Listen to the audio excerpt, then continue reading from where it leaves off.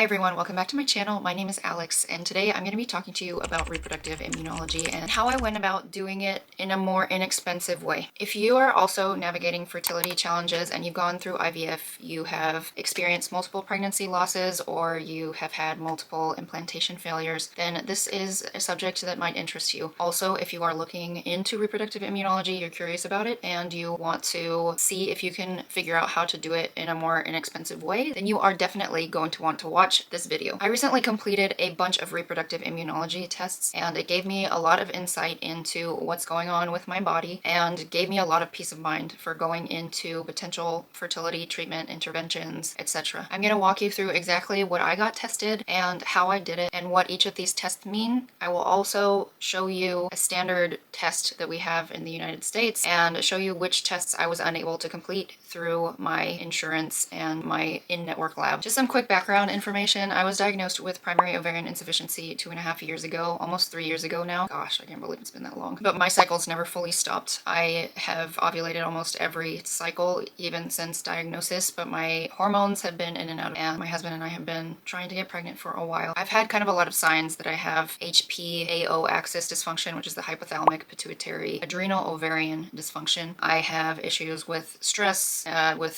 have cortisol dysfunction, and I have been going to a functional medicine doctor to try and help heal my body. When conventional medicine didn't have any answers for me, I went to functional medicine and found a lot of healing and improvement through diet and lifestyle shifts, as well as targeted supplement protocols. Jumping right into the reproductive immunology testing, this is something that I was looking at because my husband and I have been together for a while. I have never been pregnant before. I have had a hysteroscopy, a laparoscopy to check for endometriosis. I've done a whole bunch of testing. Essentially, I have checked for ureaplasma and mycoplasma. I've checked for so many things. I do not have endometriosis. I do not have any vaginal microbiome issues. I do not have any polyps, fibroids, or anything like that. So I got to thinking there could be something going on with my immune system that could be preventing pregnancy. Reproductive immunology encompasses a whole host of tests. It mainly looks at your immune system, a little bit at metabolic health, and also markers of inflammation. I have a history of inflammatory conditions, not necessarily related to my reproduction, but just in general, I have been an inflamed person pretty much my whole life. So inflammation is a huge source of disease, and we know that, and it can also impact your ability to get pregnant. So what is reproductive immunology? It's the study of how the immune system affects fertility, egg quality, implantation, and early pregnancy. Some women have autoimmune or inflammatory patterns that aren't caught on standard tests, and it's often not tested unless you have recurrent IVF failure or recurrent miscarriage. So this is how I went about building my panel. I used Pregmune IRMA as the starting point for the tests that I wanted to get done. Now, Pregmune IRMA, let's just call it IRMA because that's easier to say. So Pregmune IRMA is a whole host of tests that is the gold standard for reproductive immunologists. So most doctors are sending out their patients to get this Pregmune IRMA test. Now, Pregmune IRMA is a company, and they use AI software to analyze your blood test results.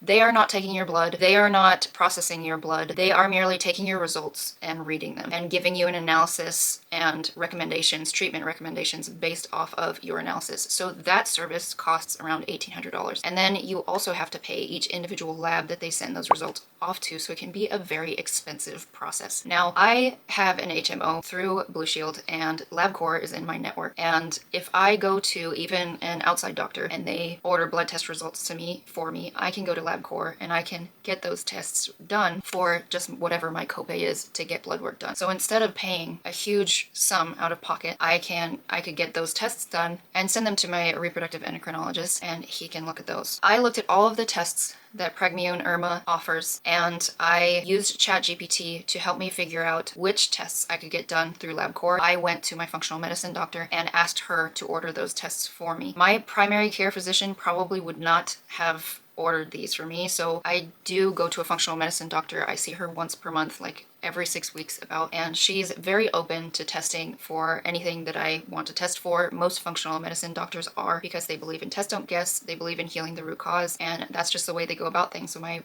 functional medicine doctor ordered all these labs for me. I took that lab order, I went to LabCorp, and I got all of this done. It was like 13 vials of blood. It was a lot, but I was able to do it, hopefully through my insurance. Hopefully I don't get a bill later on. But as far as I know, I did call my insurance and I asked them, even if I have a doctor outside of my insurance order these tests, if I go to an in-network lab, will it just be my copay? And they told me that that is the case. So Pregmune IRMA's testing can be broken down into several different categories. They are coagulation and clotting factors, antiphospholipid antibodies, autoantibodies, MTHFR and homocysteine, vitamin D and inflammation, and also metabolic tests. I did that as well just because metabolic issues can definitely influence your ability to get pregnant. And the tests that I was not able to get, I will go over those at the end of the video and I'll let you know what those are, what they test for, and why they are important as well. So the first category of tests that I got done were the coagulation and clotting panels. These are the tests that I got done. Prothrombin time and INR, which measures how quickly your blood clots via the extrinsic pathway. I also got done activated partial thromboplastin time, which is this is the intrinsic clotting pathway. Then there's protein C and S, which are natural anticoagulants that keep your blood from clotting too much. Then there's antithrombin 3, another anticoagulant that blocks excess clot formation. And then there's factor V Leiden mutation, a genetic mutation that makes your blood more prone to clot. So if you are more prone to clotting, you might have poor uterine blood flow or tiny clots that block implantation. If you have a mutation like factor V Leiden or protein S deficiency, your doctor might prescribe certain drugs to help combat that. All of my results on those, all the clotting factors were normal, but I have heard doctors say that there are a whole host of clotting disorders that we don't have tests for yet, and so many reproductive endocrinologists will put you on baby aspirin with transfer if you're doing IVF, just to potentially combat any clotting disorders that might exist that haven't been tested, just so that information's out there. And guys, I need to jump in here really quick and give a disclaimer. I am not a doctor. Nothing in this video is medical advice. I'm just sharing what I did with you in case it might help you. You need to work with a doctor, a qualified health professional, if this is something that you suspect for yourself. Okay, so moving on to the second panel, which was the antiphospholipid syndrome panel. These antibodies can trigger clotting, inflammation, and pregnancy loss, especially after implantation. So this tests for lupus anticoagulant panel, anticardiolipin antibodies, beta-2 glycoprotein 1 antibodies, and antiprothrombin and antiphosphatidylserine antibodies. If positive, your treatment may involve baby aspirin and Lovenox or even prednisone in some cases. Mine was all negative across the board, so I did not have any of these issues. The third category of tests that I had done were methylation and nutrient-linked clotting risk. Proper methylation is crucial for DNA repair, egg quality, implantation, and detoxification. It also keeps inflammation in check. So this panel checks for the MTHFR gene mutations, namely two main ones. There is C677T and there is A1298C. And these are two genetic variations that may affect folate metabolism. So if you've ever heard the debate between methylfolate and folic acid, this is something that will impact your ability to process folic acid. MTHFR gene mutations are extremely common. I believe about 40% of the world has them, and these two mutations are the most common ones. This panel also checks homocysteine and vitamin B12 and folate. So MTHFR gene mutations can cause high homocysteine, poor methylation, and poor progesterone signaling. High homocysteine is linked to miscarriage, neural tube defects, and placental issues. If homocysteine is high, treatments include methylated B12, folate, and B6. For my results on this, I do have one copy of the MTHFR gene mutation, the A1298C variant, which is the more mild version that impacts methylation a little bit less, but my homocysteine level was excellent, so I am already taking methylfolate and I have been for about 5 years, so I am sure that that's probably has something to do with the fact that my homocysteine is at a good level because I've been taking the correct form of folate for my body. The next set of tests I got done were vitamin D and immune modulation. Vitamin D is not just a nutrient, it's an immune modulating hormone, and the majority of us are deficient in vitamin D. So this tests for 25-hydroxy vitamin D. It's the standard serum marker. Optimal levels of vitamin D promote tolerance of the embryo and lower inflammatory cytokines. Low levels of vitamin D are linked to recurrent miscarriage, PCOS, and implantation failure. My result was a 70, which is actually in the optimal range. The optimal range is from 60 to 80 nanograms per milliliter. So I have been also supplementing about 6,000 IUs of vitamin D since December 2022 when I got my vitamin D checked last time, and it was 39. So I've been taking quite a lot of vitamin D every day, almost every day, for the past 2.5 years. Crazy. And only now my vitamin D is in optimal range. And I also live in Southern California. I put SPF on my face every day, but I do not put SPF on my body very often, except for if I'm going to be laying out at the beach for many hours. And still, I still need to supplement, so that gives you a little bit of an idea of how deficient we are in modern society in vitamin D. So the last set of tests that I did had more to do with my metabolic function. So the first one that I got done with hemoglobin A1C, this tells you your average blood sugar over the past 3 months. This is a really important one. We always want it to be in an optimal range because blood sugar can impact egg quality, endometrial health, and increase miscarriage risk. So mine was at 5.0%, which is right in the optimal range according to the information out there. Most fertility doctors want this under 5.4%. The second test that I got done in this metabolic category was fasting insulin. This is a simple blood test that shows you how sensitive your body is to insulin. Mine was at 4.8, which is actually really good, and I was actually very surprised about this because my last fasting glucose was high. I'm not really sure what this means, but it is promising that my hemoglobin A1C is healthy and my fasting insulin was also in a really good range. Those are both really great signs. And then the last test that I got done was C-reactive protein. Now this is kind of like a generalized marker of inflammation. You kind of want to get the high sensitivity test. That's not the one my GP ordered, because a few of these tests I was not able to get through my functional medicine doctor because of a coding issue. They usually work with Quest, and they were using Quest specific codes, and so when I took these orders to LabCorp, there were like a few tests that they were not able to perform, so I had to go to my GP to have her order them, and she ordered the CRP that was not the high sensitivity one. So if this is something that you're interested in, just make sure that your doctor is ordering the high sensitivity CRP, because you can really get like a much better idea of what's going on with your inflammation if you do the high sensitivity one. Now mine came back at less than 1, which is ideal. It's optimal. It means I don't have a high inflammatory state going on in my body right now, which is very amazing. Because honestly, as someone who has been chronically inflamed pretty much their whole life, that is a very, very good news to me. I was very happy to see that. Ideally, you want it below 1 for fertility, which means there's no bad inflammation that my body is currently fighting against. That is such good news to me.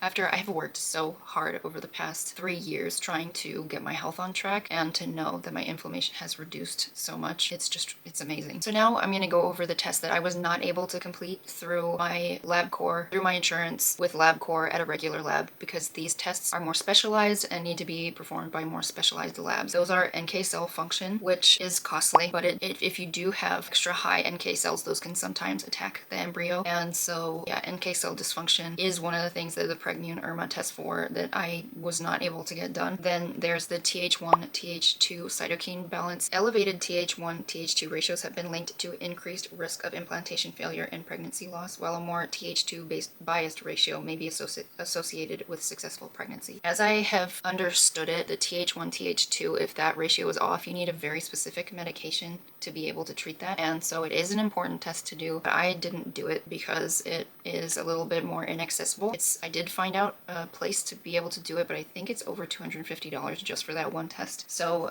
who knows, I may end up deciding to do that one too, but for now I am not doing it. And then we have the last 2 categories of tests that Pregmune IRMA tests for that I did not get done are HLA matching and AIR testing. So these are both like kind of compatibility testing between you and your partner. Sometimes you can be to like have genetically similar certain things that can make it difficult for your body to even recognize the embryo, and that can be an issue too. Or there are like a bunch of things that can happen, like you can be having an immune reaction to their genetics or something, and both you and your partner have to get blood tests in order to figure those out, and they are specialized tests. I have found a place where you can get these done, but it is quite pricey, but they do process your blood. So it's actually called Fertilysis, and I will link it in the description for you guys, but they do actually do a lot of these tests. I forgot about them until just now. So they do these more specialized tests, but it is like close to $1,300 or $1,400 to do these tests, and you do have to find a lab that will draw your blood, and then they send you a kit and you mail it off to them. They're in Greece, and they will process your blood and they will give you the results of that testing. Now this may be something that I choose to do, but for now I'm happy with the testing that I have gotten done. It's showing like a very positive picture so far as far as clotting, inflammation, and immune system activity goes. For what I was able to test, everything looks really good, but again, I may choose to do this testing. I think it's amazing that Fertilysis exists. So So that's it for this video, guys. I hope that this showed you that it is possible to do some reproductive immunology testing without breaking the bank. And I personally am so glad that I did this testing. It gave me such peace of mind and such clarity. Just even knowing that I have like one copy of the MTHFR gene, now I know what I can do to alter my behavior and alter my lifestyle to continue to make sure that I'm doing the best by my body. And if you're going through recurrent pregnancy loss, that is traumatizing, and getting these tests done can really improve the outcomes. If you've been looking into this, then you probably know that a lot of doctors look at reproductive immunology with a very critical eye. It's fairly new, even though it's not really new. It's new by science standards, and many doctors don't really believe in it, but my doctor was actually one of those until he was selected by a clinic whose specialty was reproductive immunology to offer their testing as they were closing. And he was very skeptical about reproductive immunology until he started to offer this testing and saw how often he was catching things, and when treated, how it resulted in much higher pregnancy rates. So I believe the national average success for IVF is around 40%. My clinic's is a little over 50%. And when they started offering this reproductive immunology program, they don't do it with everyone. It's very involved and it's very expensive. They do the Pregmune IRMA and all this stuff. Once they started offering it, they saw their patients' pregnancy rates jump from 70 to 90%. So it really can be like a very important piece of the puzzle if you're having trouble getting pregnant, having recurrent implantation failure or recurrent pregnancy loss. And I hope that this video was helpful to you. If you found it helpful, go ahead and give it a like and go ahead and subscribe as well. I do a lot of structured videos like this, and I also share my healing and fertility journey in vlogs. Thank you guys so much for watching. Thank you for being here. I hope to see you in the next one. Bye, guys.